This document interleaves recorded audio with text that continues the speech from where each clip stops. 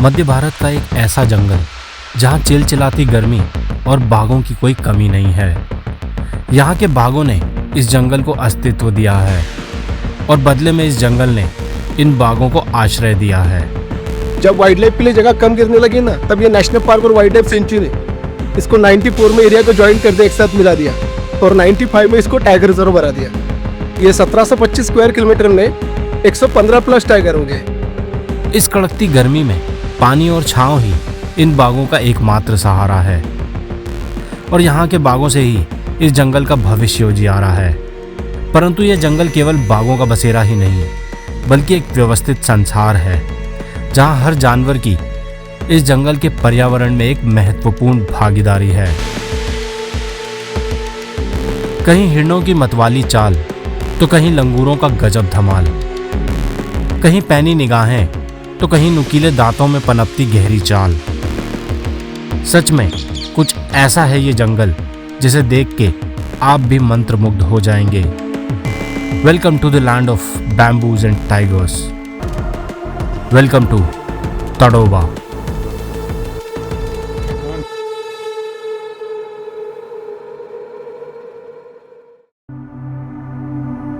आजकल की दुनिया में हम इंसान असली जंगलों को छोड़ सीमेंट के जंगलों में फंसे हुए हैं। शहरों का ये हाल है कि यहाँ हरियाली को छोड़ केवल बिल्डिंग्स नजर आती हैं। इस सीमेंट के समुंदर को छोड़ मैं ट्रेन पकड़ के निकल गया हूं एक नए जंगल की ओर।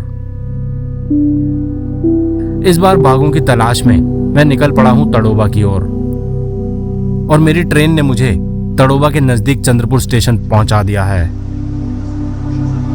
तड़ोबा के मोराली साइड पहुंचने के लिए चंद्रपुर स्टेशन सबसे नजदीक है और यहां से कैब 1 घंटे में तड़ोबा के मोराली गेट तक पहुंचा देती है। स्टेशन से कुछ दूर आते ही जंगल का एंट्री गेट आ जाता है और यहां एंट्री करके हम मोराली कोर जोन की तरफ आगे बढ़ जाते हैं।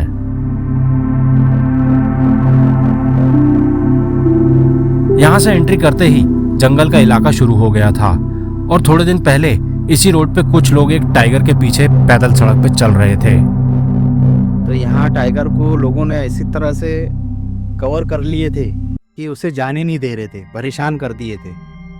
इधर उधर सामने में आ गया तो लोग वो उतर के उसे देखना, ये करना, उसकी फोटोग्राफी करना, उससे लोगों को बहुत टाइगर से परेशान हो रहा था। पैदल उतर के चले गए थे। हाँ, पैदल उतर के उसको फोटोग्राफी कर रहे थे। नजदीक चले गए थे।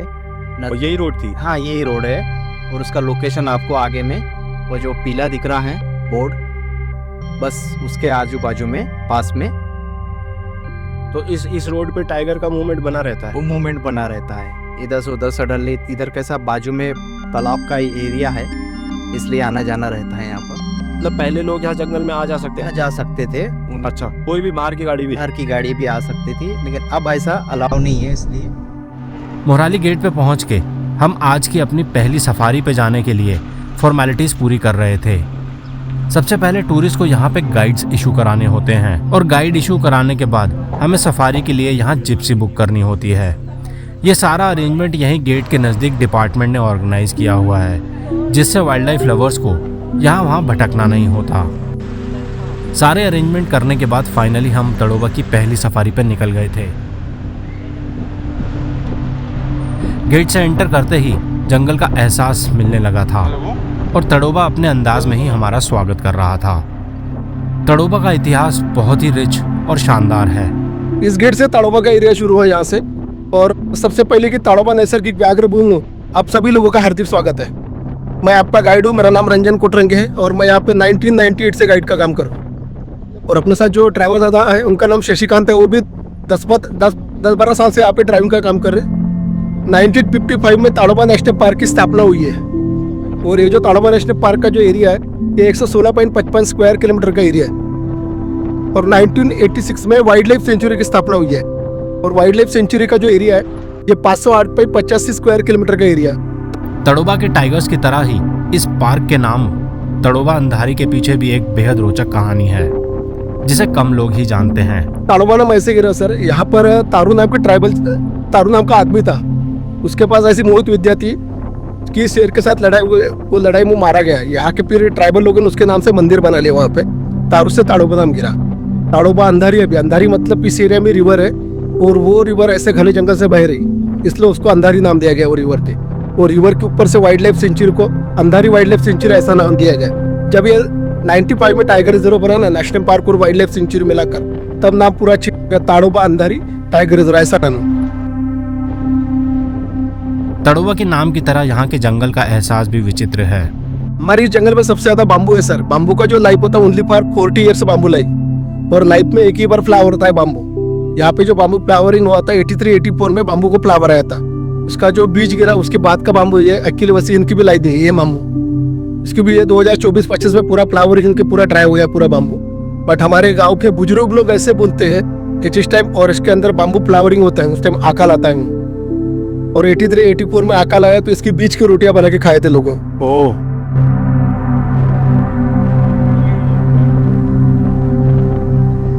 ये तेलिया लेक है, ये मैनमेड है, ये 1972 में बनाया गया लेक है। इसका जो पानी है खेती के लिए दिया जाता है। और ये कॉलर वाली करके टाइगर से उसका टेरिटरी है ये। अच्छा, इस एरिया का मेल टाइगर है छोटा दड़ियल। ओके। और इसको तेलिया नाम इसलिए दिया गया, जैसे कि अपन पानी में ऑयल डाला तो ऑयल की जैसे लहर आती है ना पानी के ऊपर, वैसे इसके पानी के ऊपर लहर आती है करके इसको तेलिया नाम दिया गया। अच्छा, और ये इरिगेशन विभाग का तालाब है। ओके। पहले यहाँ पे फिशिंग वगैरह होती थी, बट अभी रिजर्व फॉरेस्ट में करके बंद कर दिया है फिशिंग।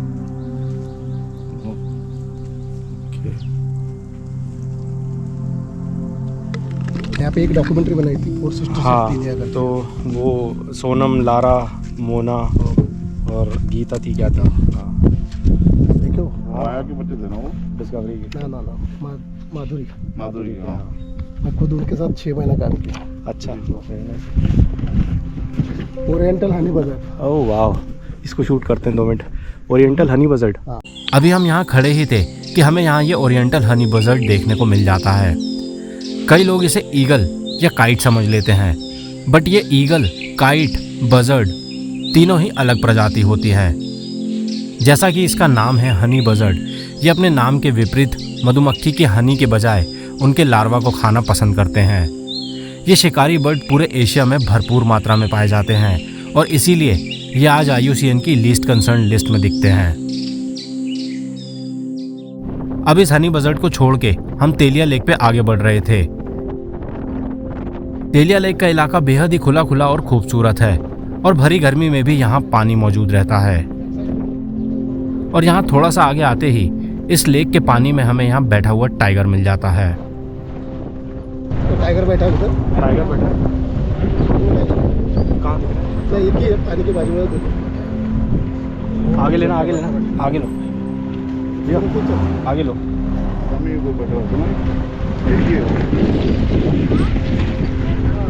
और आगे लेके लेफ्ट में दबाना। हाँ,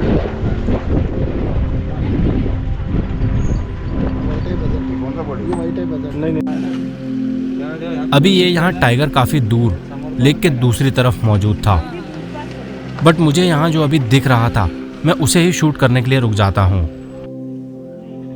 इस चिलचिलाती गर्मी में टाइगर का पानी में यूं मिल जाना एक आम बात है और इसीलिए ही लोग अक्सर यहाँ टाइगर देखने के लिए गर्मियों में आते हैं। ऐसे पानी में आराम करते हुए टाइगर को देखने से इसकी ताकत को आप मानो भूल ही जाते हैं। पर ऐसा स्थिर और शांत दिखने वाला ये जीव ऊर्जा और शक्ति का भंडार है। सो गाइस, ताड़ोबा में आते साथ ही टाइगर मिला है सामने तेलिया लेक में, इधर सामने बैठा हुआ है। तो भैया बता रहे हैं कि ये कॉलर वाली की बेटी है ना? और ये बीच में शायद क्रोकोडाइल भी जा रहा है शायद ना? क्रोकोडाइल वो बीच में क्रोकोडाइल जा रहा है। तो अब इस लेक में जो है आपको क्रोकोडाइल भी मिलते हैं और टाइगर भी मिलता है। तो सामने क्रोकोडाइल जा रहा है, देखो मैं आपको दिखाता हूँ।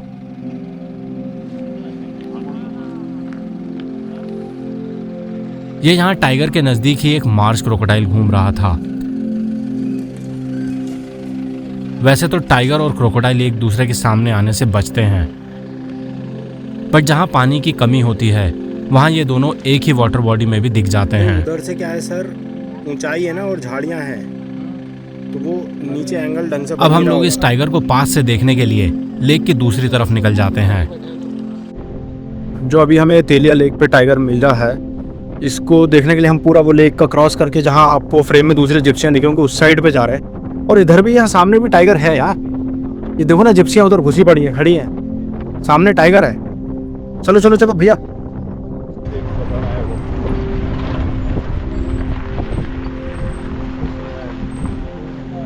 ये लेटा पड़ा है, ये देखो, ये रहा। बस हिलना नहीं, शांति से बैठो। यूसुफ बैठ जाओ। यहाँ इतनी गर्मी होने की वजह से ये टाइगर छांव में बैठा हुआ था। पानी पे जाएगी, पानी पे। सागवान सर दिख रही है? उठ गई।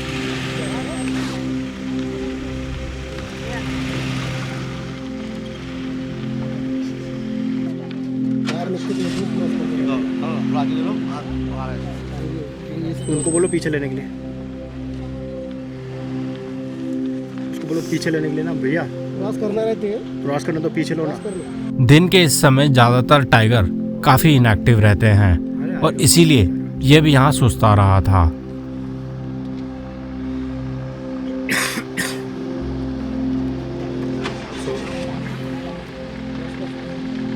हमारे गाइड भैया ने बताया कि ये दोनों टाइग्रेस बहनें हैं। ये कॉलर वाली की बेटी है ये भी, और उधर वाटर बॉडी पे जो बैठी है तेलिया में, वो भी कॉलर वाली की बेटी है। ये सब एडल्ट हो गए ना, अभी अलग अलग थोड़ा घूमना शुरू किया इन्होंने। अच्छा।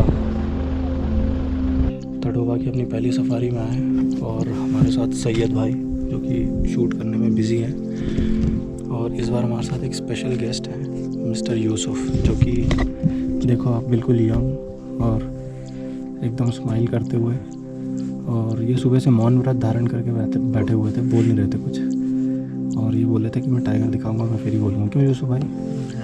अभी और कितने टाइगर दिखाओगे? और एक या दो दिखाओ। एक और दो, ठीक है। तो मैं जब आया था तो मैं इनसे बोल के आया था कि मुझे टाइगर दिखा देना यार, ठीक है। तो आते साथ ही लेक पे एक टाइगर मिला और एक ये बाजू में झाड़ियों में बैठा। वेट कर रहे हैं कि ये बाहर निकले। जैसे ही बाहर निकलता है तो थोड़ा शूट वूट करेंगे।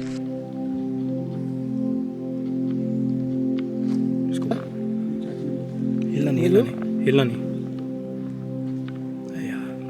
इसके बाहर निकलने के इंतजार में हमने यहाँ काफ़ी देर तक वेट किया, बट ये टाइग्रेस गहरी नींद में जाती दिख रही थी, जिसकी वजह से हमारा सब्र भी टूट रहा था, क्योंकि सामने एक टाइग्रेस खुले में बैठी हुई थी और बार बार मन इस सोती हुई टाइग्रेस को छोड़ के उस बैठे हुए टाइगर की ओर जाने को कह रहा था। पड़ गई भाई, ये पड़ गई। और इसके यहाँ ढेर होते ही हम भी यहाँ से दूसरे टाइगर के लिए आगे बढ़ जाते हैं। हमारे यूसुफ भाई हमारे साथ आज पहली बार आए हैं और मैंने इनको बोल गया तो मुझे टाइगर दिखा देना, आज इन्होंने दिखा दी। क्यों यूसुफ भाई? अभी पास से भी देखा। टाइगर ही टाइगर छाप रहे हो आप, क्या चक्कर है? हाँ, विदिन 10 मिनट्स 2 टाइगर के साइड में बताओ। चुकी है। सामने से हैं? बिल्कुल खुले में सामने से।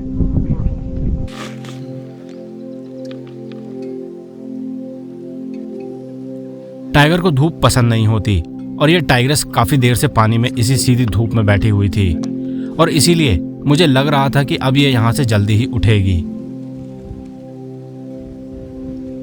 बाघों को ऐसा पानी में देखना बहुत ही सरप्राइजिंग लगता है, क्योंकि ये कैट फैमिली के अकेले ऐसे सदस्य हैं जिन्हें पानी में टाइम स्पेंड करना बेहद पसंद होता है, और ऐसा ये अपने शरीर की गर्मी को मैनेज और रेगुलेट करने के लिए करते हैं। अब थोड़ी ही देर में ये टाइग्रेस यौन करने लगी थी, शाबाश। और मैंने अक्सर देखा है कि जब टाइगर्स इस तरीके से यौन करते हैं तो ये उसके थोड़ी देर बाद मूव जरूर करते हैं, और बस हम भी इसी इंतजार में अपना पूरा टाइम अब यहीं इसके सामने दे रहे थे। क्या था इसके मुंह के पास?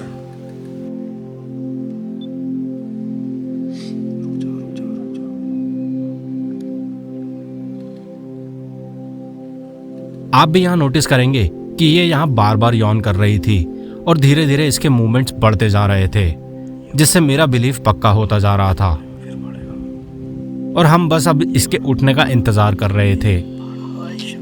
जैसा सोचा था वैसा ही होता है, और ये टाइग्रेस यहाँ से उठ के चलने लग जाती है। देखो किधर जाएगा।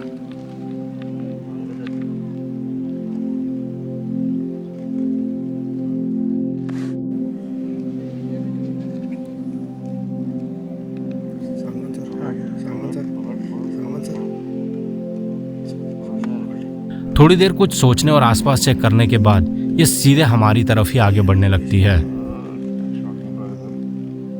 Get on. हिलना नहीं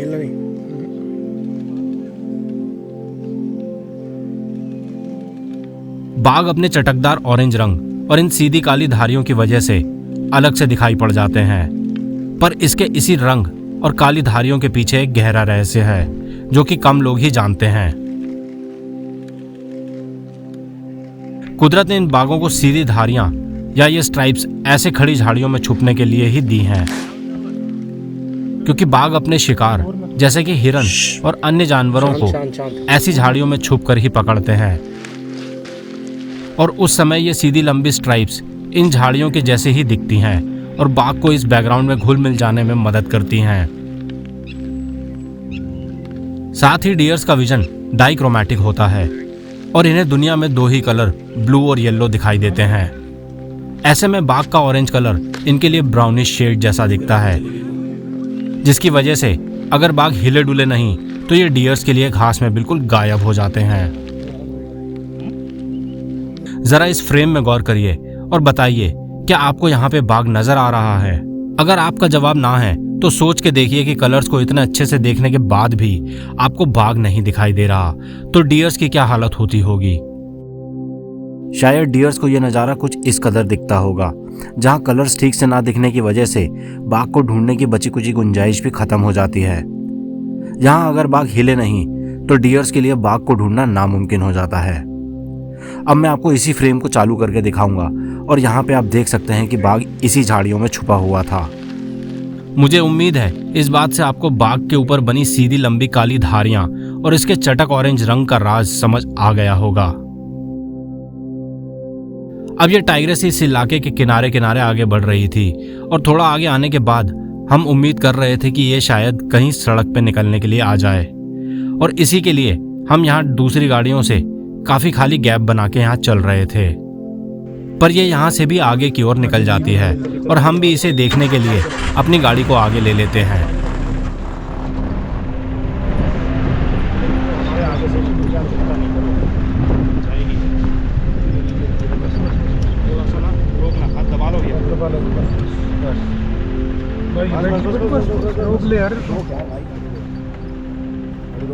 और तभी ये हमारी गाड़ी के पास आते ही बैठ जाती है और हमें ये यहाँ बिल्कुल नज़दीक से दिख रही थी। ये यहाँ शिकार के मूड में लग रही थी और इसी के लिए ये हर तरफ हल्की सी आहट को भी अच्छे से चेक कर रही थी।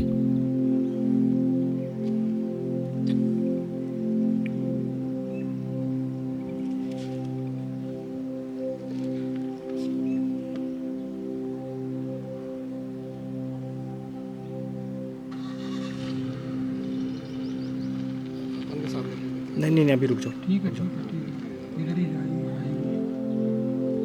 ये यहाँ नज़दीक से सीधी पड़ रही सनलाइट में बेहद खूबसूरत दिख रही थी, और गर्मी के ऐसे तपते दिनों में खुली धूप में बाघ को देखना एक रेयर साइटिंग है, वरना इस वक्त तक ज़्यादातर बाघ पेड़ों की छांव में नीचे लेटे मिलते हैं। थोड़ी देर तक दूसरी तरफ देखते देखते मानो ये जैसे थक गई थी, और इसीलिए ये यहाँ अब शायद एक फ़ोटो खिंचवाने के लिए हमारी तरफ पलट जाती है।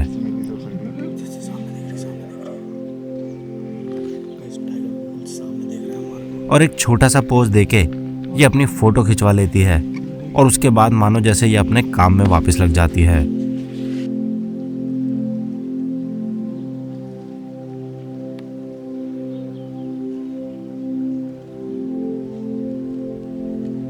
अभी यहाँ हवा काफी तेज चलने लगी थी और ये हवा सीधी बाघ की तरफ ही आ रही थी।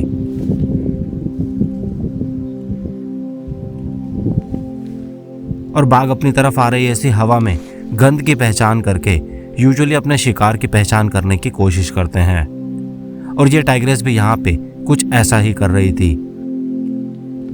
आप इसे देख सकते हैं, ये हवा की तरफ अपनी नाक उठा के हवा को सूंघने की कोशिश कर रही है।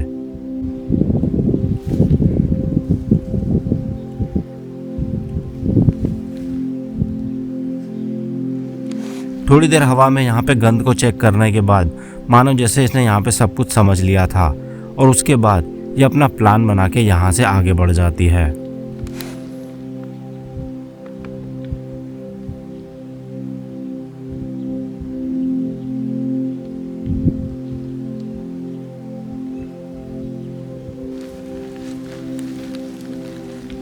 से दबा दो, हाँ दबा दिया ना।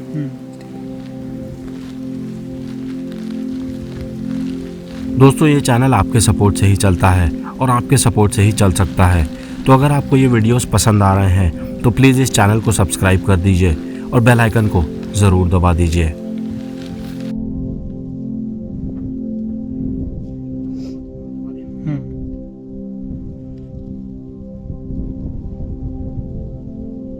अब ये जिस तरह से आगे बढ़ रही थी मुझे यकीन था कि ये यहाँ रोड क्रॉस करेगी और इसीलिए हम यहाँ बीच में काफ़ी गैप रख रहे थे।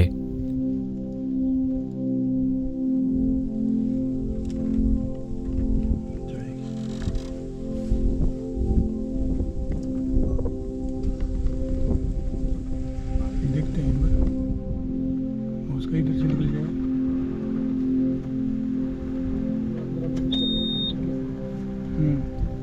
ले लो फिर थोड़ा आगे आते ही ये यहाँ घास और झाड़ियों को छोड़ सड़क की दूसरी ओर निकल जाती है। लेफ्ट को ले लो।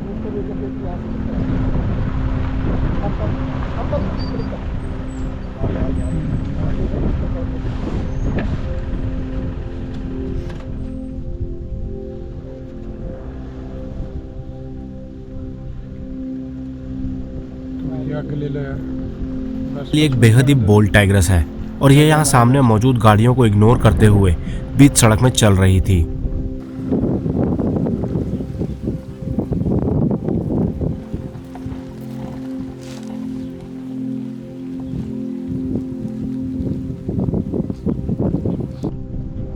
अभी हम सब यहाँ दूर गाड़ी लगा के टाइगर को निकलने की पूरी स्पेस दे रहे थे, बट साइड की रोड पे खड़ी गाड़ियों को कुछ ज़्यादा ही जल्दी थी और ये अपनी गाड़ियों को ठीक टाइगर के निकलने के सामने की बटिया पे लगा देते हैं। लेफ्ट में दबाओ। ऐसे की तरफ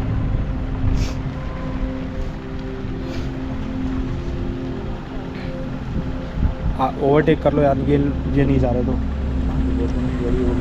अरे तो ओवरटेक तो कर ही सकते हैं हम, ये गाड़ियाँ खड़ी है तो डिपार्टमेंट की गाड़ी है तो क्या करें, करो ओवरटेक करो। हाँ चलो चलो चलो। अगले वीडियो में आप देखेंगे कि कैसे ये रोड क्रॉस करके एक बार फिर सड़क के बेहद नज़दीक आके बैठ गई थी और फिर थोड़ी देर में शिकार की कोशिश करने में लग जाती है। पर तड़ोबा का ये जोन केवल बाघों तक ही सीमित नहीं है और यहाँ एक से बढ़कर एक सरप्राइज आपका इंतज़ार करते रहते हैं।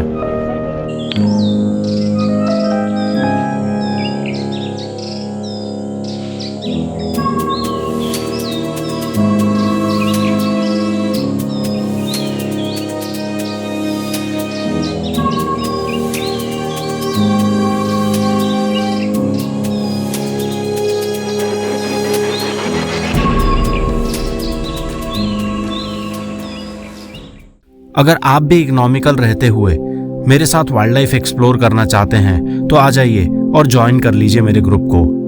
मैंने अपने आने वाले डिखाला और दूसरे ग्रुप्स का लिंक इस वीडियो के डिस्क्रिप्शन में डाल दिया है।